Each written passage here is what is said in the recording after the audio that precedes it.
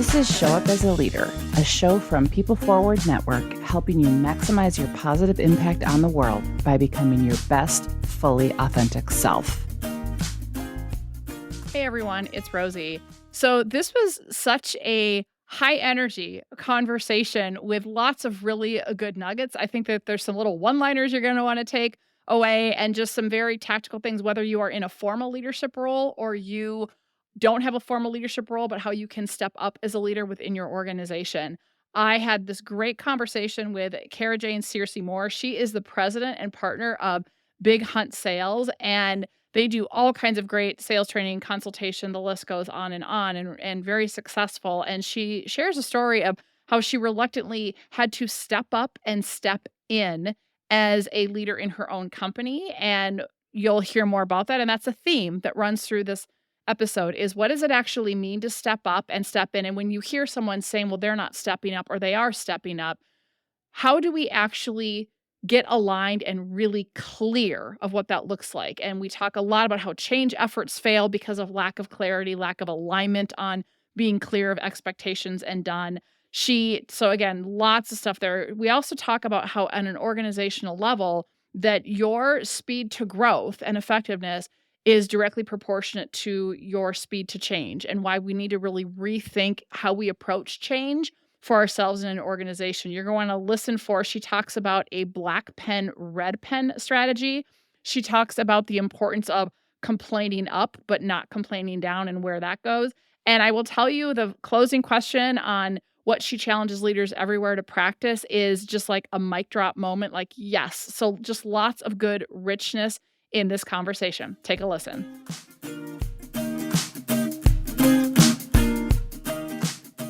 All right, Carajane, I am super excited to have this, I think, very timely, what I think is going to be a jamming geek out session with you. I think so. It'll be great. I think it's going to be great. Yeah. And I mean, not only is it, we're recording this, although this is evergreen content, we're recording this in March, which happens to be, International Women's History Month. But this is applicable to everybody because really, your jam is really looking at how do we navigate through change in a very specific way. And that's our deal too. Like it's all about how do we level up organizations, leaders and teams to more effectively navigate change and disruption. And let's be honest, our world is nothing but change and disruption kind of to the extreme right now. Yes. Oh, for sure. Absolutely. Yeah. And you have some very specific ways of looking at it that we're going to talk about. And one of the things that really struck me when you and I met is that so often we talk about change at the individual level, which is of course important. And we're going to talk about that. And then we talk about change at the organizational level. But a lot of times when we do that, we're talking about senior leaders and executives and setting the tone and how do you align others through change, which again, that is also important. But in so many initiatives and why so many culture initiatives and change initiatives and strategy rollouts fail in practice is because we're not considering that middle level manager, which really is kind of the glue of the organization. And we're not leveling that group of people up to step up and show up. So talk to me about why this is so important to you and kind of what got you into this focus area. Yeah, absolutely. Because I think, as we talked, my kind of evolution to this role was a little circuitous, maybe, or maybe it was really direct and fast. And so we'll talk a little bit about that. But I came into the business and my brother and I are partners. And it's actually, at one point, it was the three of us, the Irish triplets. So my brothers are identical twins. And then I was just 11 months younger. So 3 babies, 1 year, Irish triplets. Oh, man, your mom. Whew, bless her. Okay. You do have to wonder, but that's okay. It's a whole separate conversation. We'll do that another day, right? And so what ended up happening is my brother Tom was kind of the face of the business. And then I kind of was in the one closing the sales, managing the contracts, and et cetera. And then Tim was the consultant, running and executing against all those contracts. And so I was kind of here in the middle. And as things happened, I stepped into this role because Tim ended up passing away. Tom ended up having epilepsy that has taken him out of the business. And so instead of they say leaders are made and then there's leaders that are, they just happen to be. And so I had to make the decision at that point in time, am I going to lead this business and it's now my business where I wasn't the face, the lead, the whatever, or am I going to close this business? And it's a family business, right? And we had families relying on us for, income and all the rest of that stuff. So it was the choice in which I had to make a decision. And yes, I was alone. My two leaders, my brothers who had always been there my whole life were now no longer there running us. And so I had to step in. And I understand what it takes to step in and the risk that it takes to step in. And because of that, I looked to female mentors in my life so I had three very specific friends that I kind of created this personal board to help me step in. And as I work with organizations and I work with middle as well as senior leadership, it's very clear that no one is teaching anybody how you step up and step in at middle management as well as leadership management. And it's not talked about. We just are going to throw them in the role and hope everybody understands how to do it and figure it out on their own.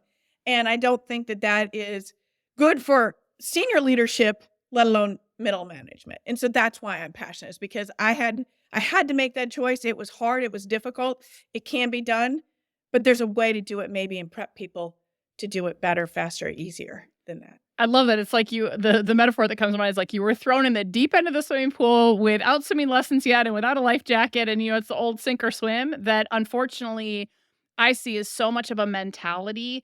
And I will say this, if we just look generationally more broadly, I see this particularly starting to show up more with Gen X leaders and older with this, because that was the era we grew up in, sink or swim. And you've got, younger millennials and Gen Zs and everyone that's going to come after that is like, that's BS. Like, this is crappy. Like, I don't want to feel like I'm floundering. I don't know what I'm doing. So totally get that. So let's talk about this. I love this idea of step up and step in, because one of the things that I hear so often with our clients, and it's well intended, but they're like, well, they just need to step up. We just need people to step up. And that's not clarified. Well, what does that mean? Like, you could take it literally, like get up on a ladder or step stool, but when they say, I need you to step up, and there's not a conversation around the nuances of what does stepping up look like? What are the parameters? And they're like, well, I shouldn't have to tell them. Well, yeah, what is it you're wanting to see that you're using this broad sweeping term of step up or step in? And then we'll just say, well, someone doesn't take initiative or they're not stepping up.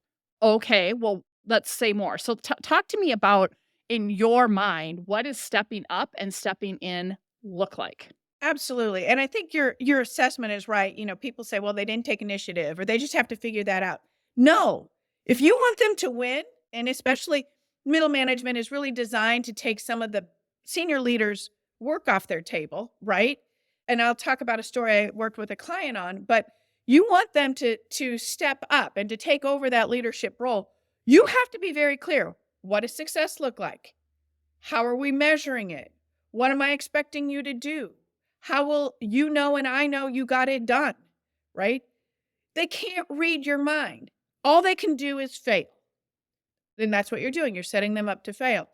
And I had a client that I was helping them move from, they were the head of a division to now president of the larger organization. And they had a head of the division coming up underneath them. And they're like, well, they need to do this. I'm like, well, what does success look like? Well, it looks like it's done. Oh, great. Could you define what done looks like? Well, it's completed. These are not measurable terms. And I think that that's one of the biggest challenges, right? There is something, and we talk about risk, kind of mentioned a little bit earlier, risk, right? There is a risk about putting a line in the sand and saying, this is what this looks like. And if you're a leader and you want somebody to step up to be a leader, you have to demonstrate what that looks like. You have to take the risk. You have to define what success looks like.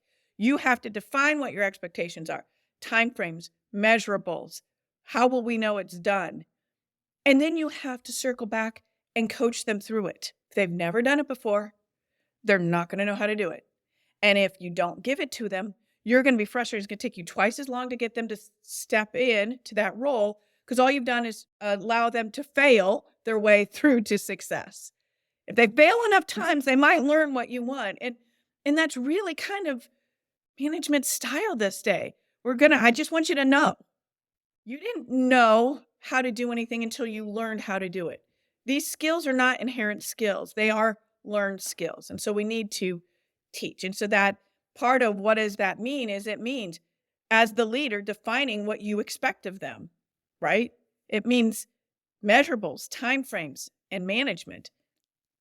That's really what it means. Yeah. Well, and you know what's so funny is that, people might be listening to this thinking, well, duh, isn't that kind of management 101? But here's what I can tell you. So we wrapped up doing analysis of 5 years of leader coaching data, and we've identified these 7 faulty programs that fundamentally get in people's way. And what's so funny is we have so many leaders that are actually trying to work on getting better at giving growth feedback and fostering accountability, but they can't. It's easier said than done because they have this sense of, well, but if I lay out clear expectations, then I'm being micromanaging or I'm being too controlling. Or there's this fear of, well, I don't want to have to hold people accountable because I don't want to be a bad guy. So they might have people pleasing tendencies. There's a whole lot of reasons why we move away from it, or people go the other extreme where they are, quote unquote, holding people accountable rather than building and developing accountable people in teams. And so then it is that control freak tendency. So there's a whole lot of different ways that we undermine ourselves subconsciously to get in the way of this. But something you said really struck me because I was literally having a conversation with one of our clients last week. And there is a leader who is on track to become a senior leader or a partner in this organization. And so there have been many conversations of, well, what are the expectations of partner level work and what does this look like and all of these types of things. And so the frustration is this person is like, I'm meeting those expectations. I'm checking the box. I don't understand. But then over here, they're like, well, but he's just checking the box. He's not doing enough. And I'm like, oh, good Lord. And so we had a conversation saying, okay, so if you're going to create parameters and tell people these are the things that you need to be able to do or demonstrate to show us that you're ready for the next level, then you have to honor that. And if there's something missing from that list, and they're like, well, it's subtle, it's people skills, it's this or that. Well, then have that conversation of what does that look like and give some examples and coach them through it. But you can't just say, well, this person's checking the box, but we need more. And so we said, like with what done looks like, one of the things that I've been coming back to lately is there is, aligning on what done, like measurables and deadlines. And is it a draft or is it ready for prime time or is it, this or is it that? But also I've come back to, okay, what is ideal and what is acceptable? Because so often we get stuck on an ideal and then all the crap starts. And it's like, okay, so we're aligning on what done looks like. But as we align on done, we're aligning on the ideal outcome here. Like I had another client, they were losing a contract and they were trying to salvage it and they knew that it was pretty dicey. But I'm like, even if you lose the contract throughout this process, what is ideal? Right? Ideal is we save the contract and the relationship's groovy and blah, blah, blah, blah. And what is acceptable? Well, they walk away from this no longer hating us and being, a detractor, but at least they walk away being neutral or, whatever. Right. And so I don't think we have those conversations. We just go off of like a utopia. And then we don't even think that there's a sliding scale even along done. And are we having that conversation too? Well, I think that that's a really good point. Are we having that conversation? What does done look like? The sliding scale. But even if you go to launch a product, you have a minimum viable product, right? What is the minimum viable standard for this to be? And so you have to take into the considerations that are more holistic. I have a client that says, I have to move into this role at this point in time. I don't have enough time to get them to ideal. They've been running a division and they know how to make all the decisions and etc. I have to get them to minimum viable role and we can do the rest of the development later. But to your point, nobody's really defining what is minimum viable versus what is the rest so that you can stage in what's acceptable. This is done here. This is what done looks like here. This is what done looks like here. And so I think that to your point, they're not having the conversation, but they're not even thinking about it that way. I think that that's the big thing. This is how I always did it, so this is how it's supposed to be done. No, what you're doing is hiring them to get you an outcome. The measurables are the outcome. The measurables are not the how. And I think that also gets into the I'm micromanaging. You micromanage if you are trying to micromanage a how. There are times you have experience that says this how is best utilized in this situation. And there are times where it doesn't really matter what the how is. It's the outcome that you really are trying to accomplish. And so it's a leader's job to spend the time to think through that and then to be able to have the conversation and articulate it and communicate. I mean, the biggest problem in all situations, I can't even name a situation. If you aren't communicating, that's where the problem starts.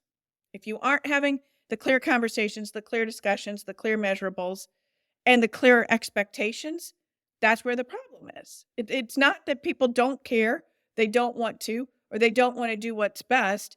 All they're trying to do, and people want to learn, they want to first not get it wrong, then they want to get it right, and then they want to get it better. And if they don't know what not wrong is, they can't get it right. And if they don't know what right is, they can't get it better.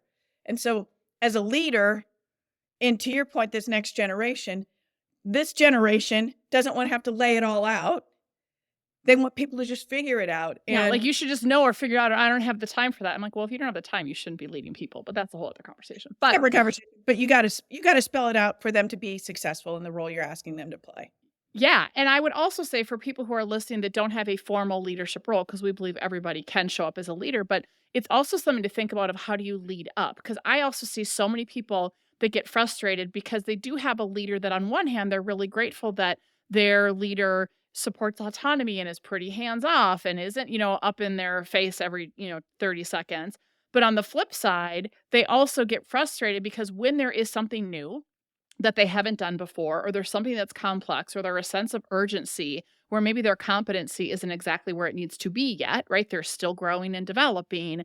And then you're not getting that direction from your leader. Then they feel like they're dropped in the sink or swim, drop into that shallow or that deep end of the water without a safety net. And it feels really, really crummy. They're being under supervised in that moment. And so it's a way that, like, if you're sitting here going, I have no idea what done looks like. I have an idea, but I haven't checked it with my leader to find out, does that person agree with me? It's an opportunity to ask for, because I think you're right. If we're not having that conversation, and if we're sitting back frustrated, well, this is where you can show up as a leader and ask for the clarity that you need if your formal leader is not providing it, rather than sitting back and getting pissed off or whining or moping. And then, the other thing that popped in my head that I think is also critical is when we think about, you said here's how to not, what does wrong look like or not getting it right, so we can get it right, so we can get it better.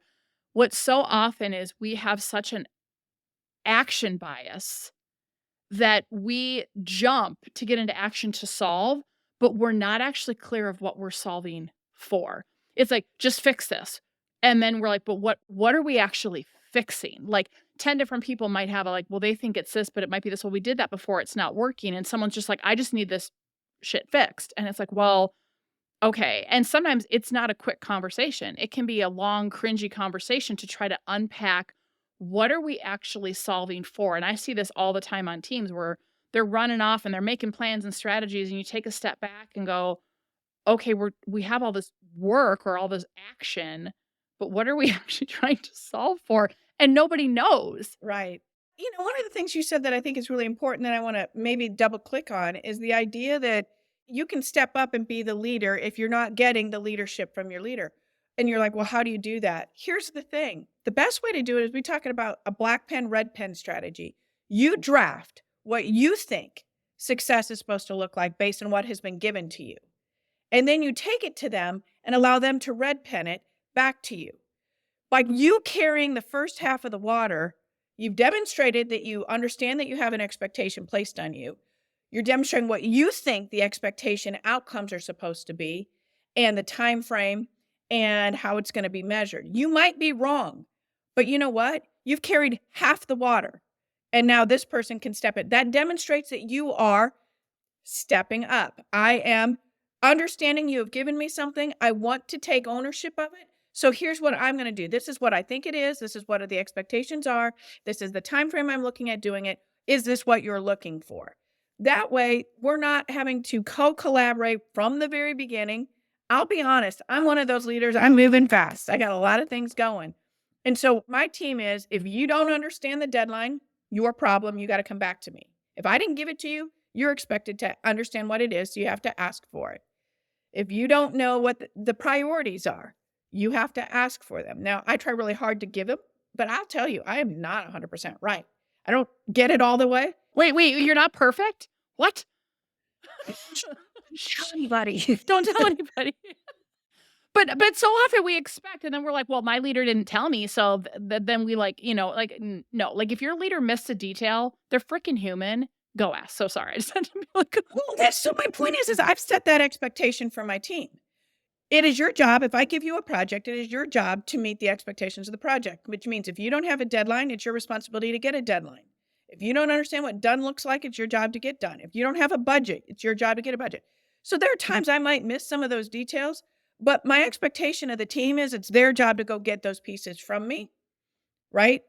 And if there's places where you have no idea where to start, here's a great example. So many people are like, you need to be using AI. I hear managers say that you need to be using AI. Okay. And our business is hunt big sales. And so you got sales leaders and CROs going, you should be using AI in your sales process. And the sales reps are going, what?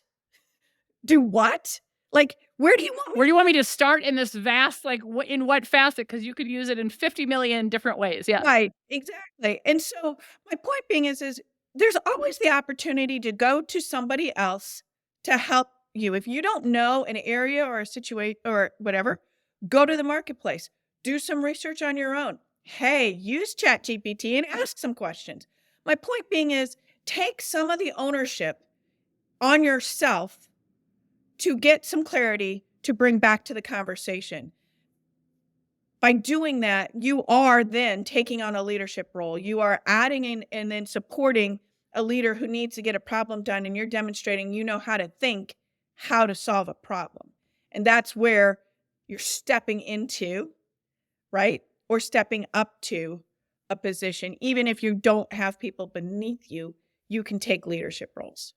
100%. I love everything about that because I do think things are moving so fast. And in our world that is so volatile right now, I think people are bringing so much other stuff into work. Again, whether they're physically going in or they're hybrid or whatever, doesn't matter. But, we're a whole person. We don't just have these clear lines. And why that is important is I think sometimes that when our head is filled with other stuff, it can be harder for us to get clarity. It can be harder for us to know how to prioritize. Some people can kind of get into this almost like deer in a headlight, not knowing which end is up. And it doesn't mean they're not effective. It just means they need a little bit more direction, so to speak. And so sometimes we can just sit back and go, not my problem, or cast the web of blame and judgment. Their management, my leader, the organization, wherever that us versus them is not giving me what I need. Well, again, they're also running a million miles an hour. And I love that you have clear expectations with your team. Like they know that you're like, hey, I'm going to try to give you this info. And if I'm not clear, you need to ask.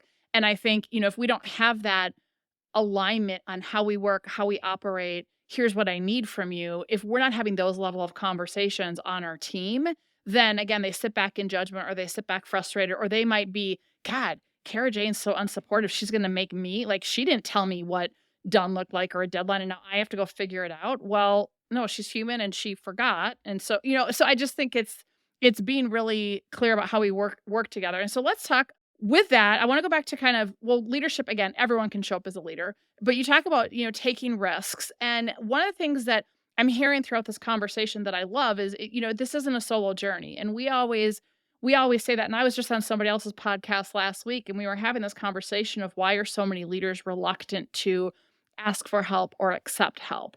And I was talking about how, because we can have this underlying faulty programming that tells us somehow that we have to shoulder the burdens. Either we can't rely on people or we don't want to be selfish or we don't want to add additional stress to them or it's going to make us look weak or whatever the head trash is that comes in. But sometimes it's easier said than done. Like, yeah, lean on your mentor or yeah, go do this. But there are times where leadership also is a very lonely journey. So can you talk a little bit about what your experience is of when we really need to ramp up and get over this idea that we have to go it alone? And when is it like, yeah, it's going to be lonely and here's what you just need to like expect? Because there's a lot of these conversations that are going on right now. Yeah. So that's one of the things that I also think we don't really communicate to management as they start to come up, right? Oftentimes, if you promote from within, they have a group of friends that they're working with and they all talk together and et cetera. And now they're going to be over that group. Okay. Well, now that relationship has to change. And so I do think that first and foremost, the conversation has to be as you get older or grow up or take on additional responsibilities, there's certain things you can complain up, you cannot complain down. So that gets challenging. The higher you go, there's less people to complain to. You can't complain even, you can complain up and only up because they're the only people that could potentially solve the problem, right? So it is going to be lonely. And the higher you go, it's the lonelier it's going to get. So it's important that you find, as CEOs, there's a lot of CEO organizations that are cohorts. The point of that is for them to have other people in the same roles in different companies who can talk through some of the challenges they're having. It might be the same challenge that you're having in your company, or to brainstorm over what to do. Well, you need to find your own group of people, whether it's a cohort, it's a trade group that you are a member of a committee on, or it's a set of colleagues within the organization.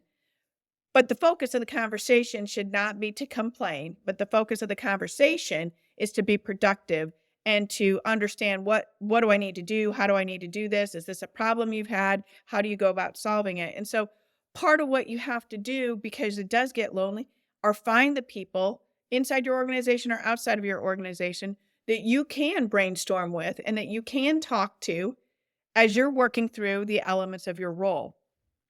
So that's one of the first things that I think we have to set the expectations for our leaders that are emerging leaders of how this works and give them examples and places. And the larger organizations that I work with oftentimes have mentorship set up in their organization, that there's a mentor that brings in, that mentors an emerging leader, and they're in different departments or different divisions to allow for the development of emerging leaders. And I think it's important that, once again, it's not a solo journey, but two, you have to take your own agency, your own career into your hands and make the outcomes you're looking for.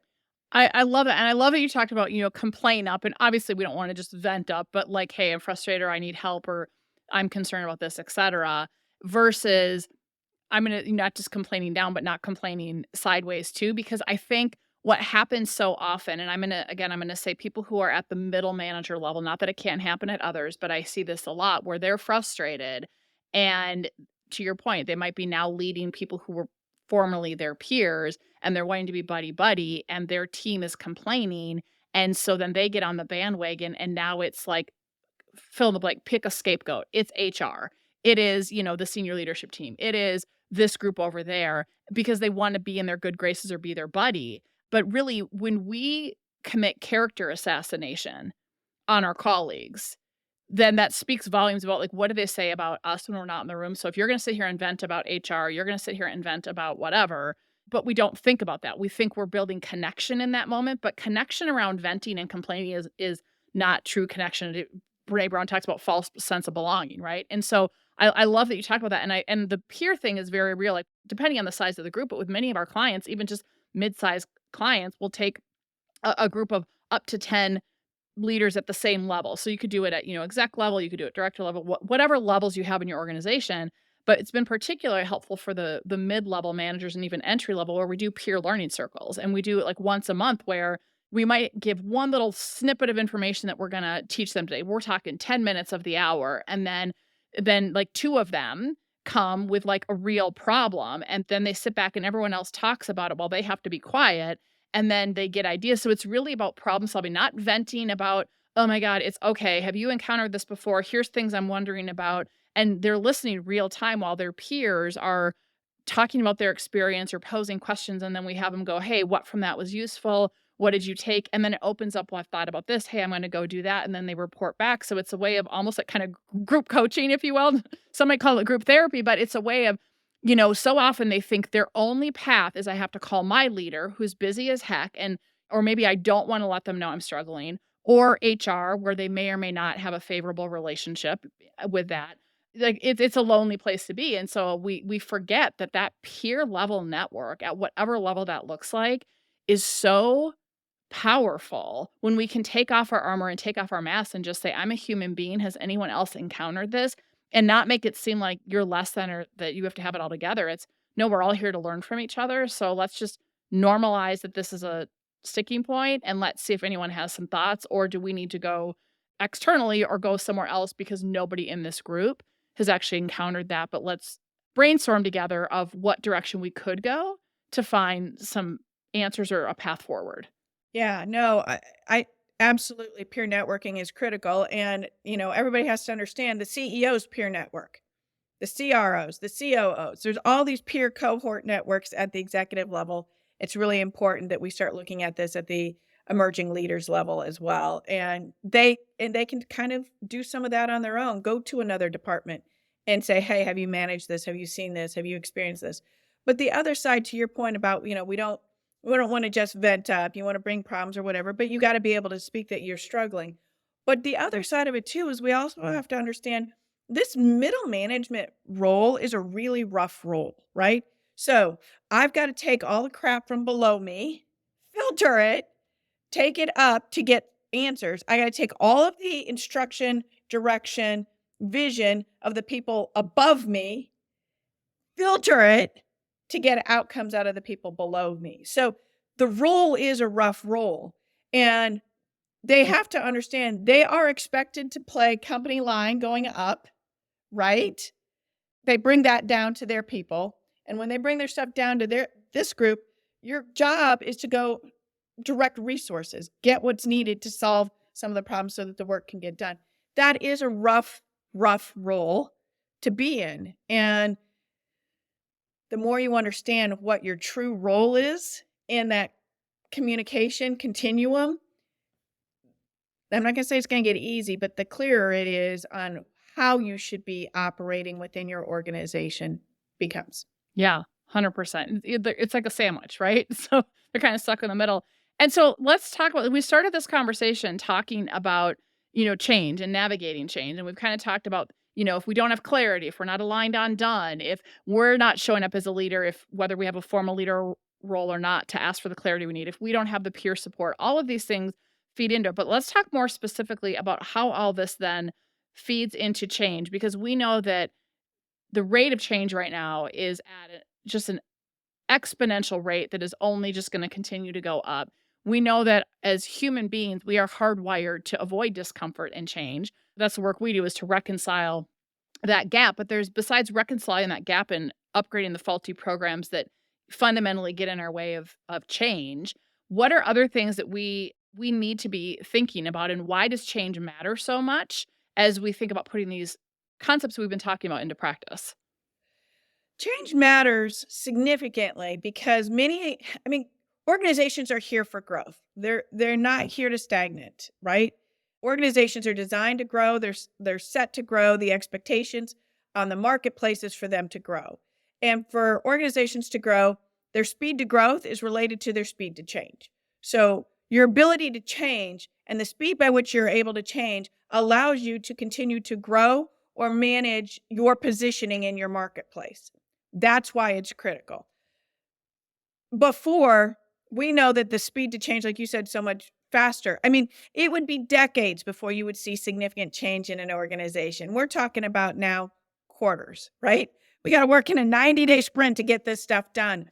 And so your speed to change, because the marketplace is changing and because the technology that is impacting that is changing, we have to be able to change, which means we have to understand how and the mechanisms of change. Now, the law of diffusion of innovation is a common approach to change in an organization. And most likely, many of the people of your listeners probably have never heard of it before. But the law of innovation of change is used as a bell curve, and it talks about early adopters, late adopters, late followers, and then laggards, right? Now, when we're talking about change, everybody thinks that you need to be an early adopter. That's not the case. As a manager, look at your team of people. Where do your people fall on that bell curve of organizational placement, right? Those who are really early adopters, they're liking change. They want to move fast. They're the people that are going to start the change within your department, your organization, your project, whatever the case may be. You need the laggards. So we don't discount the laggards. We don't not like the laggards. We need the laggards because they're the ones that are going to keep the trains running on time, and the new group is moving to another piece. So understand that change is required, change is necessary, Now, what are the tools and management systems I'm going to use to help facilitate change in my organization? Once you can do that, then you can figure out how to accelerate it. But if we just are going, we're changing, and we start doing all this stuff, your team's going to be confused. They aren't going to be able to follow you. And so you're going to end up creating chaos instead of an organized movement to the direction and the place that you're going. I'm curious. I wanna have a, I don't know, maybe like a pushback conversation, because I love the law of diffusion of innovation and we use it all the time, but we use it differently. So maybe it's not a pushback. It's just I'm curious the way you're talking about it, and I can see where you're coming from this. So I love it. I'm having my thinking challenge right now. This is amazing. But so if you think about the whole premise, so people go look it up. We talk about it in our Rehumanizing the Workplace book, and we do use this in cultural change work we do with clients. But this is how we use it: is we talk about the premise of that bell-shaped curve where you have, the innovators, early adopters, whatever, early majority, late majority, what the different titles, but you got the people on the front end of the tail, whatever you call them, are, to your point, those people that, they're standing in line when, Apple releases a new product, even though there's no reviews and they don't know anything about it yet, right? They're the people that, you're right. They are the change makers. They love change, and they are really good for creating that energy and kind of going first, so that the people who are like in the middle of the curve are like, I have a little bit of skepticism, and like, I don't want this to be a flavor of the month, and I want to wait and see what the reviews are like before I'm going to necessarily get on board. So it doesn't mean they're not going to, but they're going to be, it's going to take them longer. They need more of the why and the how and the what does done look like and what's in it for me and all that type of stuff.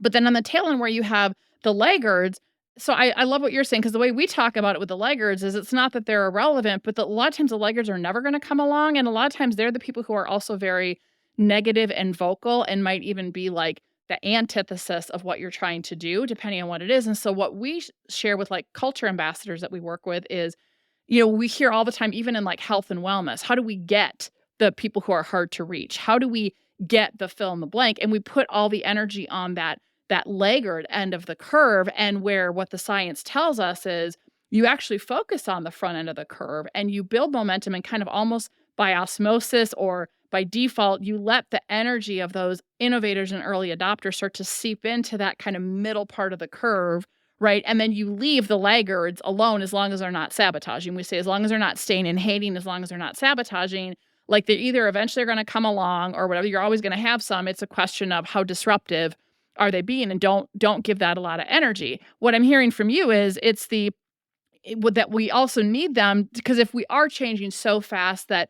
things don't have a chance to stick, the laggards provide some stability and whatnot. But there is a point where, like, depending on what it is, it's like, if you're not going to get alignment, if you're not going to show up in alignment with a company's purpose and values, or if you're going to absolutely be staying and hating, there's a point where this is counterproductive, and like, peace out. So I'm just curious of your thoughts of how we're using it versus because it seems like there's some overlap, but there's some differences there.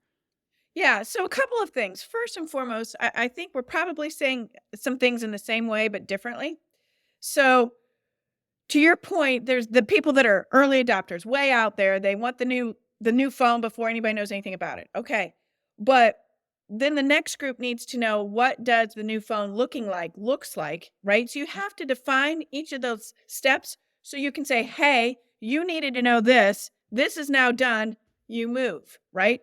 Well, that's the energy, that's the excitement, but you still have to have demarcations of when it's time for the next group to move, right? This is the thing that is needed to be accomplished. Your laggards oftentimes are laggards because they're afraid.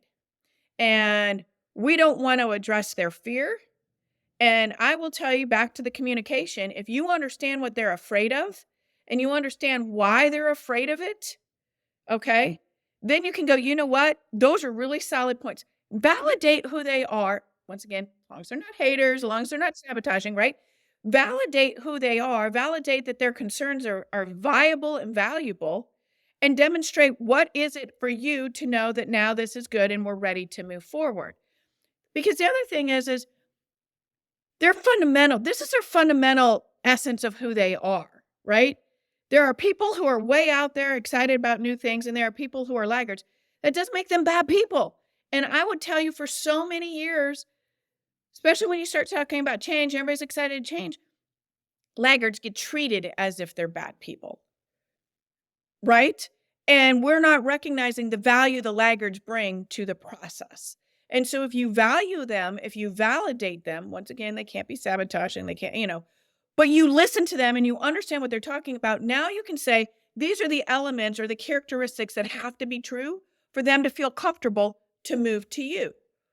Well, now they're part of the change. Nobody wants change done to them. They all want to be a part of change. Now you're making them part of your change. And you're also validating why they need to be where they are. That is an entirely different feel than, come on board. The water's fine. And you're like, there's sharks right there. Yeah. No, water's fine. Come on in. It's a miscommunication completely. And so it shifts the way that conversation goes. And so a lot of what we do with our clients, obviously, is transformational. So by definition, we're creating huge change, right? So having to, like you, navigate through how does that change work? We have to be able to demonstrate to them that they're valid and they're important, listen to what their fears are, mark what is success so that they can now step in and see that the water is fine. I love the way that you put that. And I do think it's so critical because we either can be dismissive or we can just be like, ooh, shiny object, right? Flavor of the month. And I've had other organizations that are like, the people on the laggard side they're not sabotaging, they're not hating. They're like, we're just going to sit back because we have now seen this 50 times and we're not going to put a whole lot of energy because nothing ever sticks anyway. And if they start to get a sense that, no, it's actually different this time, but they're like, I've been here, done that. I've gotten my head bit off more times than I can count. It's not worth it. I'm just going to wait and see if this one is actually going to stick before I get too excited. Some people also like the newness of change because they're looking for that almost dopamine hit, but they also like, there's something to be said about like the steady, the repetition, the predictability around some things too, because that does calm the nervous system. So, at the end of the day, you're right. It's treat everybody like a human being, but there's also, when people are heavily resistant to something, you're right. There's a fear there. And a lot of times, but if you ask them what they're afraid of, they're like, I'm not afraid. What are you talking about? Type of thing. But, saying things like, what are we missing here? What would it take for this to be a yes for you? Or what would be needed for you to be more on board? What are we missing? Like you bring a valuable perspective. And so their unproductive venting sometimes, if you can redirect it in a really thoughtful way to draw them out rather than, to your point, dismiss them. And then again, if they're staying and hating, that's a different type of conversation. But I love all that. And the other thing that's coming to mind as you're saying this is I think it's kind of a duh reminder. And if you're okay with it, we actually have a landing page that's full of like change and alignment resources. And there's a tool that we use that is really just about like, how do you just structure conversations to make sure you're giving the additional context that most people need, the pieces of information that are usually missing to bring them along versus, to your point, there's a Peter Senge quote that is aligned with what you said, that people don't resist change, they resist being changed. So how can you show up differently to bring people along in the change rather than imposing and pushing the change on them? Because that's where our humanity and our self-protective instincts kick in. And so we've got to be able to recognize that and lean into how do we align people versus how do we push them or get them to change. It's so frustrating because the world has become so divisive, right? You are either this or you're that. You're either good or you're bad. You're either, big or you're small. It's just very way off divisive. And we have, as a world right now, lost the idea that there's a continuum, right? And it's neither good nor bad. It is. And we want to place a good or bad on both, on either side of that continuum. If I'm on this side, that side's bad. If I'm on this side, that side's bad, right? And I think going back to what you're saying is recognize that all of them have value. It's not good or bad. You are here. It's a fact. Facts are our friends, even if they're not friendly, okay? So recognizing that, once again, we're all human, but there is a continuum of perspectives, a continuum of engagement, a continuum of change. And so therefore, by recognizing everybody's position in that continuum of change is valid and valuable, it also shifts the feeling of conversation from confrontational to curious. Love that. And yeah, and don't we want, come on, curiosity wins over confrontation any day of the week. So I love that. Well, so I want to shift gears sort of, but not. We've been alluding to that, we're self-protective in nature as human beings, that we all have this faulty programming that can make change even harder. And so one of the things that I'm obsessed with, like you talk about having a peer and like, oh, it's not just me, is normalizing this messiness of being human, and that we all have this head trash, these self-limiting stories that get in our way. And when we're listening to someone talk who's, we view as a mentor or whatever, we can make up a narrative that, oh, they, not them. No, they like, no, no. So, I ask all of my guests this, Carajane, what is a self-limiting story that you still tell yourself sometimes? And when it shows up, how do you move beyond it so that you can still show up as a leader in your life? And that's such a great question because to your point, you were starting to list kind of some of all these self-limiting things earlier. And I'm like, keep going, keep going. You're like, I got that one. Yep. Yeah. So I will tell you, when I got thrusted into this position of leadership, right? That head trash I kept telling myself is, I'm not a leader. I'm not supposed to be here. I don't deserve to be here. I don't know as much as everybody else in running a company. I don't know how to do this. And so I kept telling myself that stuff. And then I started showing up in these executive cohort, meetings. And I started realizing they don't know either. We're all just making shit up as we go along. Let's just be real. Well, to some extent, there is a fake it till you make it, right? And and I'll be honest, my daughter's 27. She is finishing up her doctorate in chemical engineering. Okay. And she's super nervous that she's not smart enough. And I'm like, I would like to help you here. Like, don't listen to that. Yes, you are just finishing a graduate degree. So your professor who's been in it for 20 years probably knows a little more than you, as they should. But that doesn't mean you are not great at where you are. And so and what do? I was told a while ago, I know more about what I know than the people I'm around. Okay. So speaker, coach, all the rest of that stuff. I know a little bit more than everybody else in the room on those things. And so that helps me remind myself that I should be there because I just know a little bit more. That's all I need to know. I don't need to know decades more. I know a little bit more, right? And we all have something we know a little bit more about than somebody else. And that's the thing that we're good at. That's the thing that we do. And so what do? I just keep reminding myself I know just a little bit more than the person that I'm talking to in the room about what I'm special at, right? Yeah, and then they have their thing, right? And that's the whole, we learn from each other. So and we need each other, meaning I don't know everything about, I don't know everything about running financials. I can't be, an investment banker. I don't understand that stuff. But I need an investment banker, right? So I think one of the things that you were talking about, it's lonely. It's lonely, but we also only need to do that which we are expected to do and use the people around us to use that which they are expected to do and what's their unique ability and what they bring to the table. And when we all do what we do uniquely, we have an amazing tapestry of success. Oh, yeah. I'm all about leveraging people's geniuses and knowing how to do that. We do a lot of that work because I think it's just like when people have an ability to let their sparkle shine, let their genius shine, it not only benefits the organization and the team, but it fosters greater fulfillment all around. So 100%. All right. Are you ready for quick questions? Sure. Okay.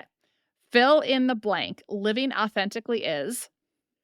Oh, that one's hard. So living authentically, from my perspective, is being willing and vulnerable in all conversations, in all situations. You have to show up willing to be vulnerable. To be authentic is who you really are, and who you really are is not perfect in everything. I love that. We could put a little star around that. Yes, thank you. All right. When the world is presenting an opening, but you don't feel like showing up as a leader, what do you do? In certain instances, I will step into the leadership role, even though I don't want to, because it's more painful for me to sit there and not have a leader and spin in. And I've been in groups where that happens and there's an opening and somebody needs to take control of the situation. I will step into those. But I also recognize too, the limitations of my time, my treasure, my resources, right? So in certain situations, I might decide that this is not the place for me to step up because I can't sustain that effort of work in those situations. So it depends. It just depends on what it is and where I'm at. And in some places I'll step up and in other places I will let the room spin. I love it. Well, there's thoughtfulness and intentionality behind it. So I love that. What is something people would be surprised to know about you? Irish triplet is one of the ones that people are oftentimes surprised to know. I was one of the top divers in the state of Nebraska when I was in high school. Did you do like the really high ones? High school did not include high diver, what they call the 3 meter. Oh, those freak me out. I always think like, oh my God, they go so close to the board. I'm like, my son's a swimmer. And like sometimes when there's meets, divers are over there practicing. And I'm like, oh my God, they're going to hit their head on the board. Like it freaks me out. So God bless you for that. All right. What is your favorite go-to movie? Oh, my favorite go-to movie. I love Sahara. It's got fun music. It's a fun story. They're, discovering treasure. I don't know. I like that one. All right. I like it. What is something you can't live without? Hot water. But I will tell you, the day that the electricity went out on the house, it's been a long time since I've had electricity gone for a long period of time. And I became very aware that everything in my life is related to electricity. The refrigerator, internet, my phone, everything I needed, I had no access to. So hot water or electricity are the things I absolutely can't live without. There you go. Nothing like being without to raise up the appreciation level for sure. Oh, for sure. What is something in your ordinary daily life that makes your heart happy? You know what? I have very specific routines that I do. I'm a routine person. So in the morning, I follow a very particular routine. And I love my routine because it gets me grounded and started for the day. And the number of days that I just am like, I love this routine because now I'm ready for the day. And if I miss my routine, it's a challenge. So that makes my heart happy. I have a routine, I follow my routine, and I'm a happy girl. I love it. Morning rituals and routines. There we go. And what are you grateful for right now? Oh, I've got so many things I'm grateful for. But I'm grateful for my family. I'm grateful for the business. I'm grateful for my health. I'm grateful for all of my friends.